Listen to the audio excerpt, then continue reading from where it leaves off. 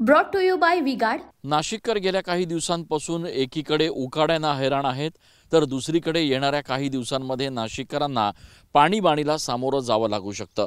मी सध्या नाशिकच्या गंगापूर धरण परिसरात उभा आहे, ज्या गंगापूर धरणातनं नाशिक शहरासाठी पाणी पुरवठा केला जातो आणि नाशिककर याच गंगापूर धरणाच्या पाण्यावर आपल्या वर्षभराचं पिण्याच्या पाण्याचं नियोजन करत असतात। मात्र असं असलं तरी सध्या परिस्थितीला नाशिकच्या गंगापूर धरणात अत्यंत कमी पाणीसाठा शिल्लक आहे। भाइयों बहनों, उनके राज में पावर रहे अनस्टेबल और हम रखे सब स्मूथ और स्टेबल। हमारा नेता कैसा हो जो स्टेबल पावर दे वैसा हो। अब की बार वी-गार्ड एसी स्टेबलाइजर का चमत्कार।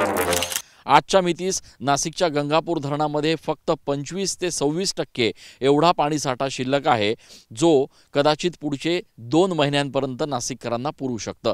नाशिकचा एकूणच आत्तापर्यंतचा ट्रेंड बघितला तर नाशिक जिल्ह्यामध्ये मान्सून दाखल व्हायला साधारण जून ते जुलैचा पहिला आठवडा या पद्धतीनं वेळ लागत असतो आणि त्यानंतर जो पाऊस होतो त्या पावसानंतर गंगापूर धरणामध्ये पाण्याच्या पातळीत वाढ व्हायला सुरुवात होते। याचा थेट अर्थ असा उनका बैकअप सिर्फ कल तक और हमारा चांद तक। हमारा नेता कैसा हो जो नॉन स्टॉप बैकअप दे वैसा हो। अब की बार वी-गार्ड इन्वर्टर बैटरी का चमत्कार की नाशिककरांना पुढचे जवळपास 1.5 महिना आपल्या पाण्याचं सूक्ष्म अशा पद्धतीचं नियोजन करावं लागणार आहे। अर्थात महापालिका प्रशासनाकडून त्या अनुषंगानं आता तयारी देखील सुरू झालेली आहे। मात्र पुढचे 1.5 महिना नाशिककरांना गंगापूर धरणाच्या या पाण्याच्या एकूणच पातळीवर आता लक्ष ठेवून आपल्या पुढच्या नियोजनाला लागावं लागणार आहे।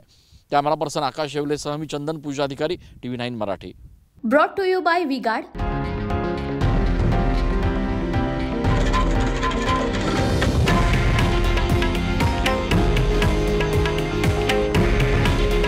हे आहे देशातील नंबर 1 न्यूज नेटवर्क आणि आपण पाहत आहात TV9 मराठी।